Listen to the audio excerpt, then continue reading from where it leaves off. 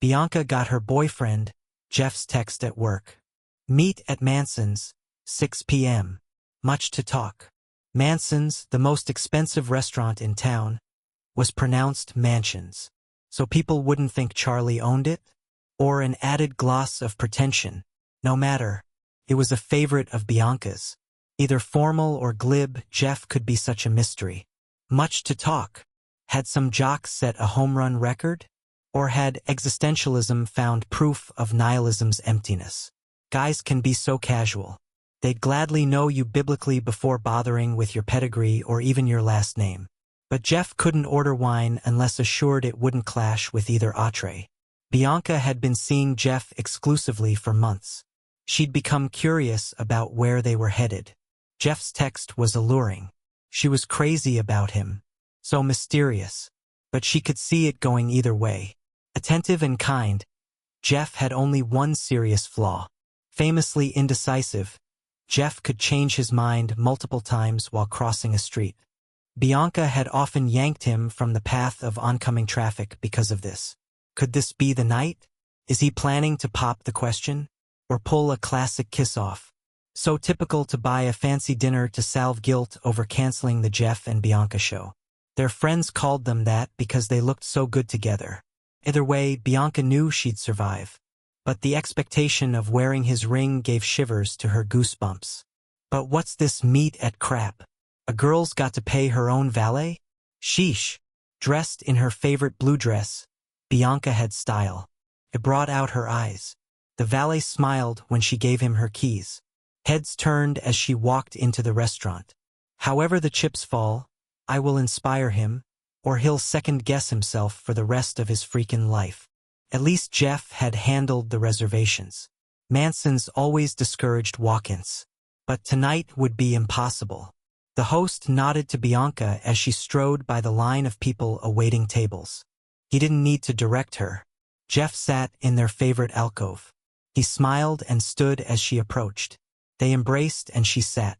She noticed he patted his breast pocket, as if checking for something. Like a ring. You're beautiful as ever. Thanks. This morning, I saw a blue bird outside my window. Same blue as your dress. Positive sign. She smiled. That's great. Couldn't help but think of the blue bird of happiness. You know? Bianca nodded. She didn't dare say anything. Geoff continued. It preened for a full minute. I felt honored just to observe it. So natural and unself-conscious.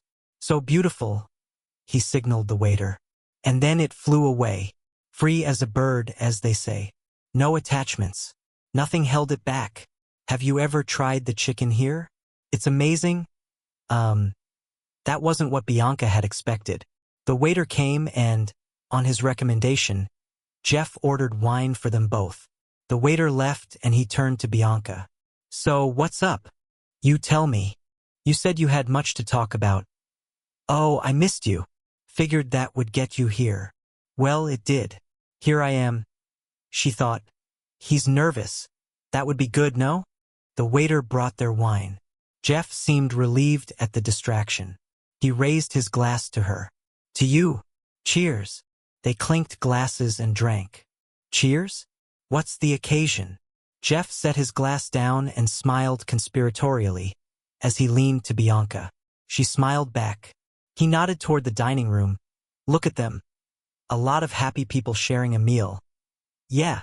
But, look, you ever seen so much bling? Try getting through a metal detector. Bianca didn't follow. Geoff continued his rant. And the rings? That woman has 3 rings on one hand. What's the point? So much cash spent on shiny objects. So, no ring tonight. Bianca held her left hand up. The silver figure of a fairy danced on her finger. I like mine.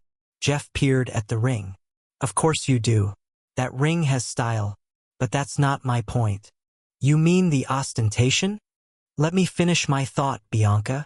She put her hand in her lap. I mean, I get it. A ring can be a special gift. It means something to the people who share its significance. So, you're saying? He glared at her. Would say if I could get a word in edgewise.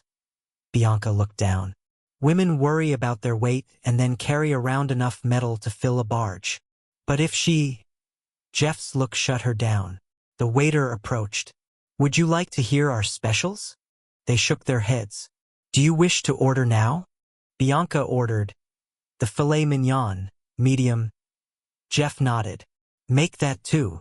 The waiter nodded and withdrew. Geoff said, You ever hear about those bridges where jilted lovers throw their rings into the river? She hesitated until Geoff's nod told her to speak. I have. A few years ago, some scuba guy swam under one of those bridges and salvaged a fortune in discarded jewelry. People were outraged. Because of their shattered romantic illusions? Ha! Silver corrodes, but gold doesn't. That's why it holds its value. He didn't rob anyone. There you go. People invest so much emotion into inanimate objects, and they expect everyone to sign onto those emotions even when they toss the object. Bianca nodded. She had nothing else to say. The conversation had taken a detour unanticipated and little cared for. Geoff added, Weirdly, opening a store, he'd make more reselling the rings than by melting them down. Are you thinking of opening a store? Geoff considered it for a moment and shook his head. I don't think so. Why would I do that? You've spent so much time talking about it. I thought, no, really, just interesting. You know, rings are such deep symbols of love's permanence. Bianca sipped her wine. The server brought their dinners. Geoff sliced a morsel of his fillet and sniffed it before putting it in his mouth. He groaned with pleasure. He said, Another thing, how do you like cake? Do you like cake? What's your favorite? Another question from left field. She didn't dare hope. Bianca answered warily. Layer cakes are nice. White chocolate. I like cake if it's not too sweet. Right? Got that. But the icing? Bianca realized the overhand way she gripped her steak knife could be misinterpreted.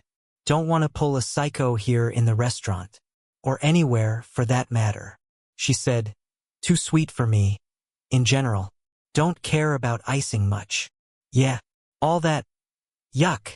He mimed, pushing it away. But, to look at wedding cakes, with all the sculptured icing. So beautiful. Geoff laughed. And the cute figures on top. I've seen some crazy stuff on wedding cakes. He laughed. Once saw a hippo and a stork. But eating it too rich. I agree completely. Geoff whispered. Weddings are such a leap of faith. I mean, who needs all that drama? People want to be together, what's to stop them? What are we talking about? Does this lead anywhere? Geoff took another bite and before swallowing, exclaimed, Oh, another thing about rings. Bianca raised her napkin. She didn't want half-chewed food flying by. Have you noticed how many nose studs women have? I'd bet 10% of the noses in this dining room sport them. She had no opinion. He continued his thought. A disturbing trend. Don't they worry?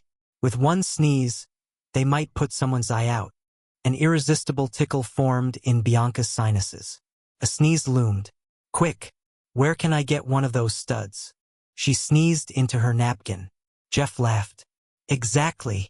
Incoming. And the rings, not like anyone's gonna thread a rope through it and lead her out to pasture.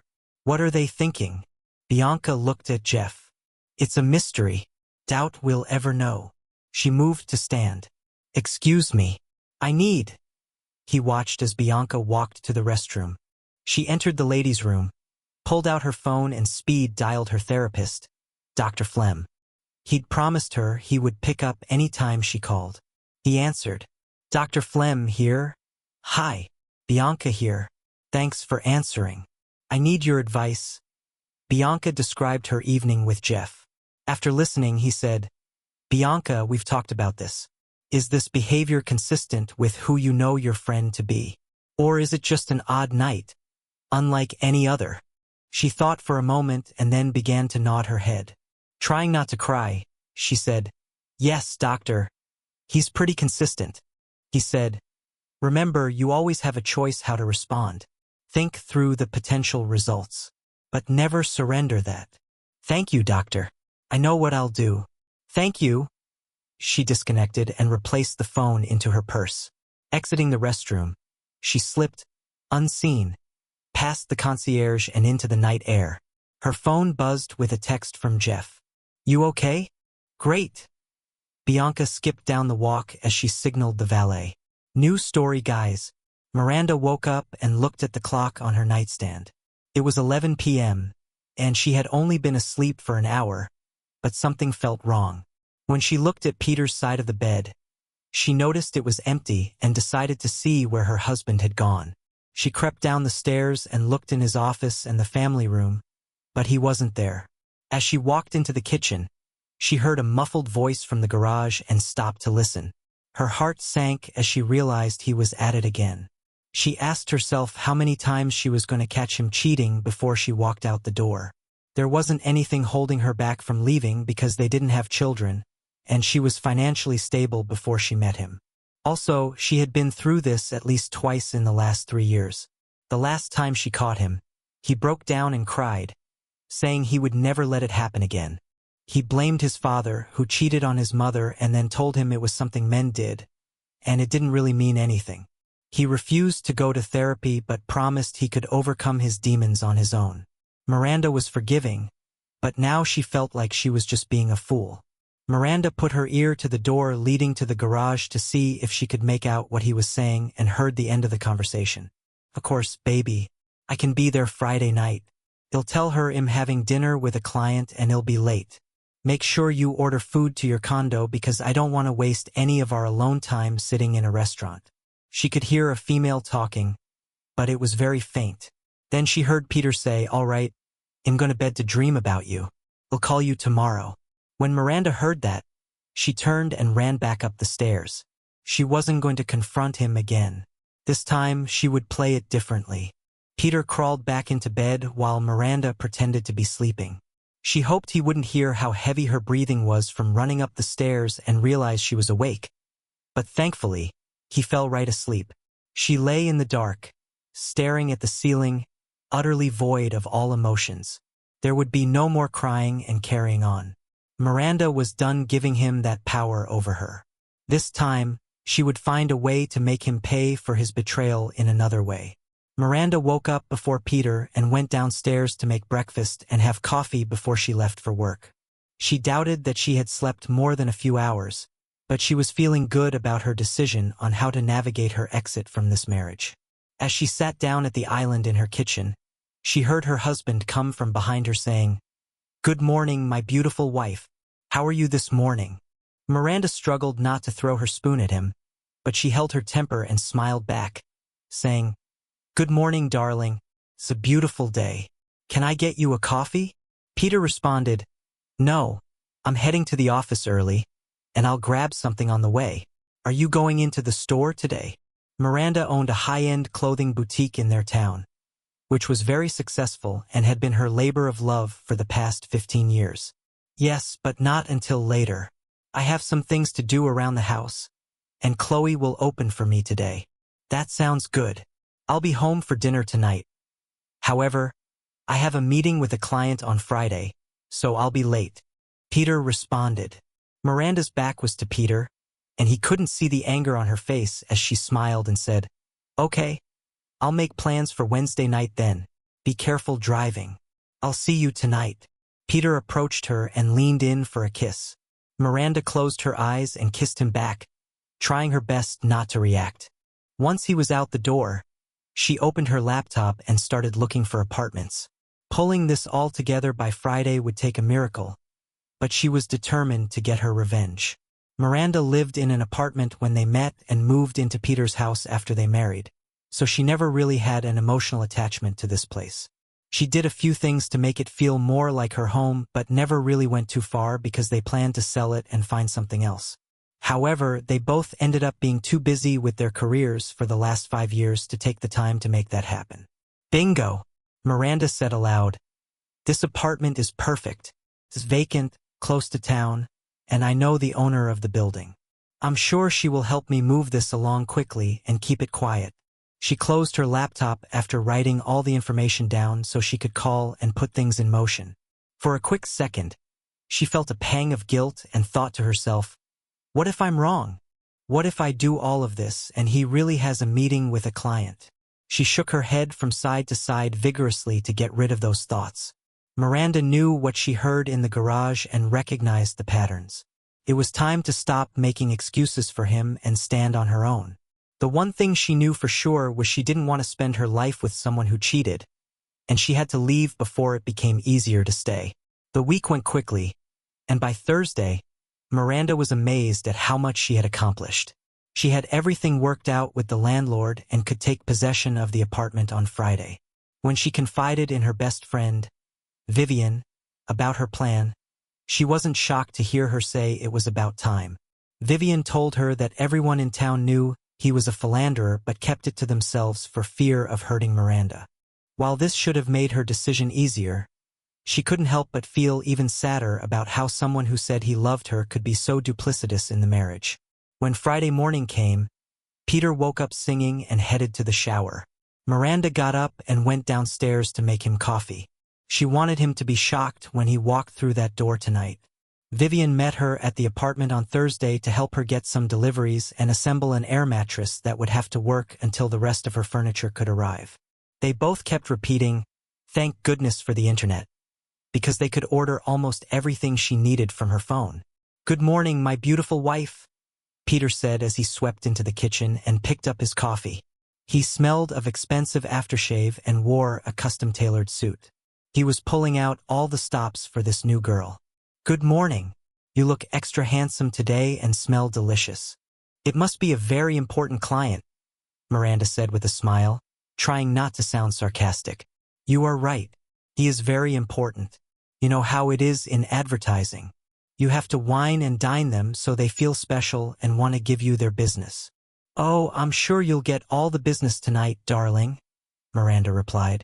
"Fingers crossed. Now don't wait up for me. I'll be late. See you in the morning," Peter said and kissed Miranda, oblivious to what was about to happen. As soon as he left, Miranda pulled out all their suitcases and called Vivian. "He's gone. You can come over and help me pack. I really appreciate your help." She went to their bedroom and started packing all her belongings in the suitcases. She even loaded giant trash bags with everything that couldn't fit in the suitcases. It took the two women 4 hours to get everything packed and loaded into their cars and another 4 to get Miranda as organized as possible in her new place.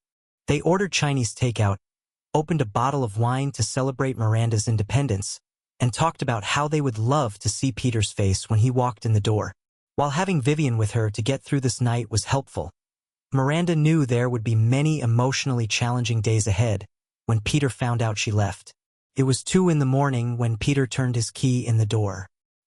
His suit was rumpled, but he had showered at the girl's house to ensure the smell of what they had been doing was gone. As her walked through the house, he felt something was wrong. He didn't know what, but it almost sounded like his footsteps echoed. When he walked into the bedroom, he saw the bed hadn't been slept in, and Miranda's closet doors were open, showing everything had been removed. He looked at the bed and saw a note addressed to him. "Peter, I know where you were tonight. For the past 3 nights, I have heard you talking on the phone in the garage late at night. I will no longer be a fool or the wife who has everyone talking behind her back. I have moved out of the house and on with my life. I will have a lawyer contact you next week. I don't want anything from you, only what was mine before we were married. I'm sure you and your new girlfriend will have a happy life together until you start cheating on her." 2. Peter threw the letter on the bed and sat down. He never saw this coming or expected her to be the one that would get revenge. She waited all week and never let on that she knew. He knew it would be futile to try and talk his way out of it again because he had hurt her so many times before. He went into the kitchen, poured a drink, and started to cry. "New story now. My name is Dirk. I don't remember when I fell in love with Marybeth, but it was sometime during my senior year in high school. I was 17.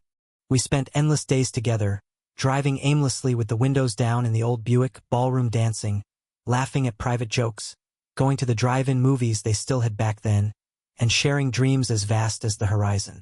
Marybeth had a way of making the world brighter. Her laughter was infectious. She was a dancer, and her energy was boundless. The girl was beautiful in an effortless way, with her brownish auburn hair and sparkling yet intense eyes that transmitted an indescribable something unique and impeccable. No one had ever looked at me with eyes that spoke love as loudly and directly. No one has since. Her eyes were unique. Marybeth, my first true love, was the ultimate 16-year-old temptress. She was the object of every fantasy I ever had, a helium love balloon that lifted my soul. I was in awe of her, and she intimidated me. I feared I was not good enough for her. It wasn't just her beauty, although that had a lot to do with it. The 5'4", 110-pound Marybeth had the hard-body active dancer. Her perfectly sculpted smooth muscles reminded me of the Greek goddess Hera. Marybeth thought her tits were too small, a common issue with dancers. I thought they were beautiful and told her beauty is in the mouth of the beholder, a joke she didn't find funny. When she spoke about life, it was with passion and clarity, making everything else dull. She was articulate, witty, and had an uncanny ability to make me special. I was incredibly fortunate to be the one she chose to be her fiancé. To protect her was among my masculine jobs. She trusted me not to hurt her, physically or psychologically. I was happy that someone beyond my dog felt that way about me. Marybeth had such radiance it was like being touched by the sun. When I could make her smile, I commanded the world. But as the third winter moved to spring, a nagging doubt began to creep into my mind. I couldn't put my finger on it, but something felt off. We were at college and went home for Christmas break. The future, which had been so clear, certain, and full of promise for 3 years, became uncertain after New Year's Day. Marybeth had changed during the break. Perhaps not changed. Maybe she woke up from some kind of dream, and what we had wasn't enough. I was not good enough for her. Was that the problem? I wasn't a good student. She was on the honor roll. Sitting alone, I began questioning our relationship, wondering if we were really meant to be together, or if the magic of my first true love made everything perfect. I knew most high school relationships don't last. Most first loves don't work out. Few people in my high school class who had married were still married 3 years later. But since the first of the year, she ignored me, saying that her change of majors required a lot more study. She was choosing school over me. Or was my glow fading in her eyes? I had chosen her over everything.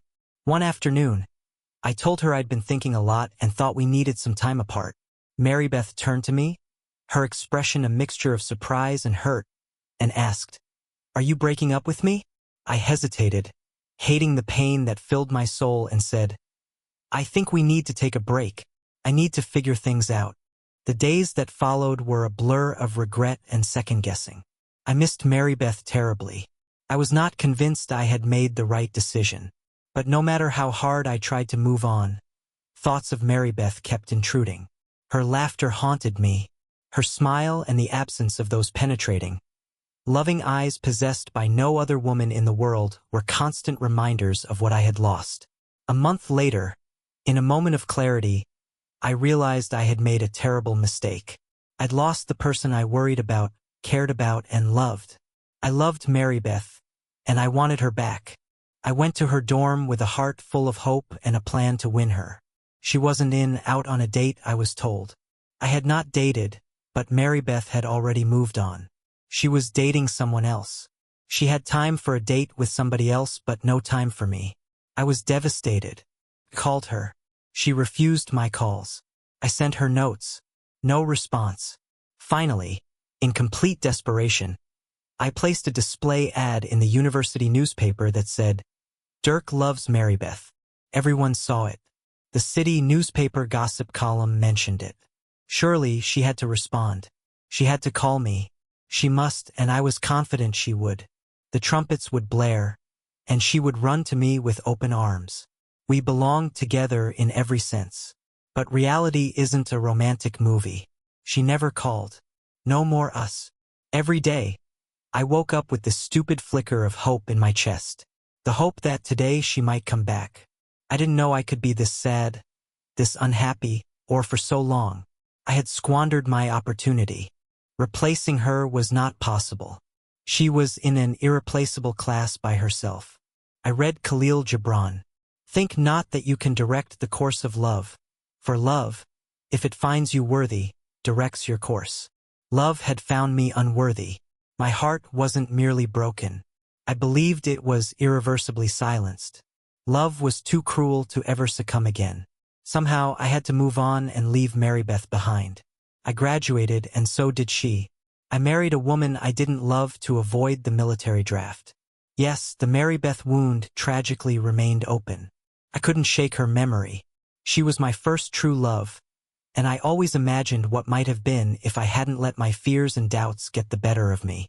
I finally gave up trying to make my loveless, miserable marriage work and got a divorce. I call them my tragic years. 3 years later, I remarried, this time for love. My second true love. Decades later, I attended a high school reunion of all graduates who had graduated at least 50 years before. Graduates only, no guests. I was assigned to place 7, table B. I mingled with old friends, exchanging stories about those who had passed, and catching up on lost time. The lights flickered, indicating it was time to take our seats. The tables seated 10 except table B. It sat only 8, and place 8, the one next to me, was missing a chair. The place setting was there, but no chair. I shrugged and introduced myself to the other 6, who were already seated, chatting. Behind me, I overheard a familiar voice, different yet familiar. Turning around, I was stunned to see Marybeth, in a wheelchair. A painful reawakening of the void she'd left rushed through my head. My breath vanished as an unseen fist squeezed my heart, making my blood pressure drop 20 points. I couldn't breathe and became lightheaded. Yes, I was the one who broke up. It wasn't because I didn't love her. Loving her consumed me, and I needed affirmative proof of her love. To hear simple words such as, "I love you," words to overcome the sense that I ceased to exist to her. I instigated the break, but she was the one who never answered my pleas. Here she was at the reunion. Indeed, it was Marybeth, but not the same Marybeth. Gone was the stylish, vibrant young woman who lived in a leotard and danced, the one who had captured my heart and soul all those years ago. In her place was a woman who was more than twice the weight. A round, full face replaced the sculptured classic Greek profile I remembered, complete with soft, plump cheeks that generously curved outward and joined a well-filled drooping chin. The skin, though smooth, bore the redness of excessive rose blush makeup old women too often use. It did not hide the tired, worn-out expression she tried to cover with a forced smile as she spoke with classmates as she rolled past their table. I was speechless as I took her in. Marybeth's neck-length hair was now brushed up with a wig stacked on her head, in a 1960s beehive-type style. She wore a purple muumuu-type tent dress with generous sleeves to cover arms the size of what her muscled thighs used to be.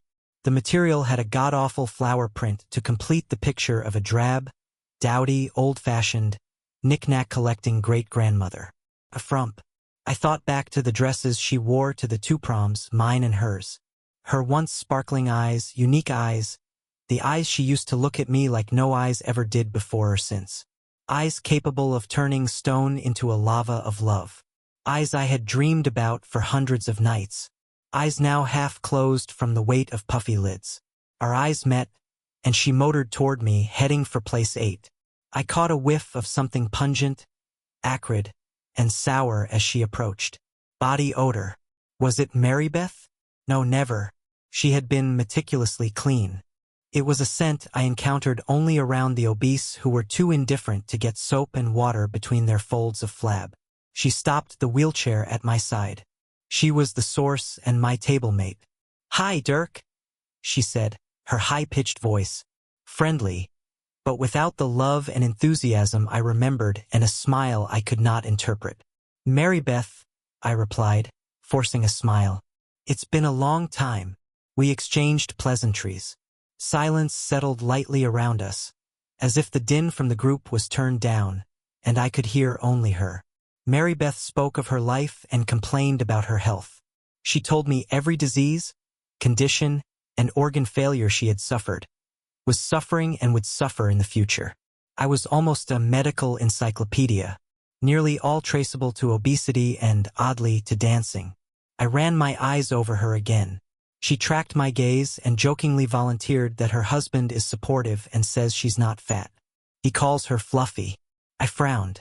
Such obesity did not happen overnight. A husband who did not acknowledge more than doubling her weight as a problem was not a supporter. He was an enabler. I listened politely but with a mixture of empathy, disappointment, and relief. Empathy and disappointment for how she turned out and has lived since our split. Relief that I was not her husband. Fluffy, the woman sitting in a wheelchair with an oxygen bottle strapped to it and breathing through a nasal cannula, did not resemble the Marybeth I had loved. What the hell happened? Yes, I had loved her. It wasn't a fling, it wasn't a teenage crush. It lasted 3 years. And it wasn't because she was the first woman I ever made love to. My love was real, and she threw it away because I meant nothing to her, or she would have answered my calls and notes. For sure, at least my ad. I suspect my voice tonight may have contained some bitterness. I spent 3 years with Marybeth as a couple, her fiancé, and untold time pining for her afterward, idealizing her in my mind beyond the ideal she actually was, and regretting the decision to break up. With me, she would have had tough love. If we had remained a couple, she would not have come to this. Or would she? Marybeth looked up at me from her wheelchair, her face sad, a tear flooding one eye, and softly said, "When I learned you were attending, I asked to be seated next to you. I want to tell you something." Her lips twitched.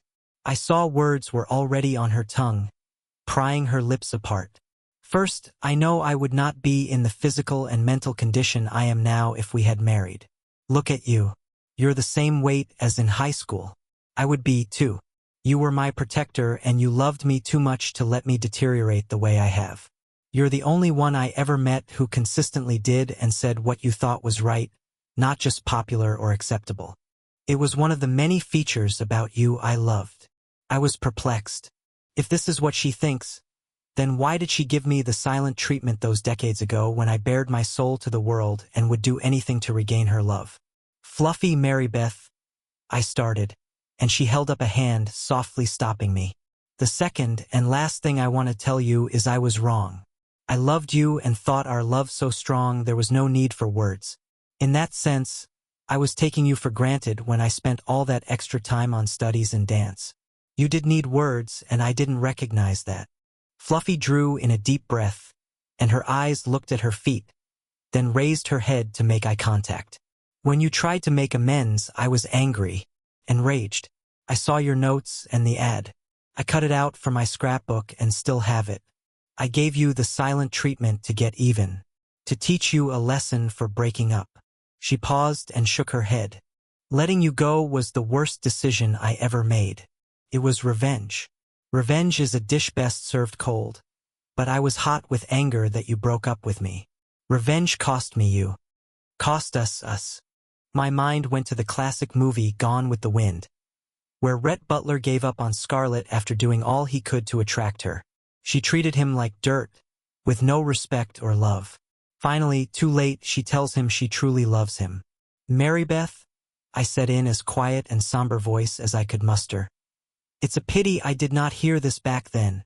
I had loved her so much, and she had shattered my heart so severely it took more than 10 years to heal. Different words came to mind, words of Rhett Butler, and I silently said, "Frankly, my dear, I don't give a damn." But I did.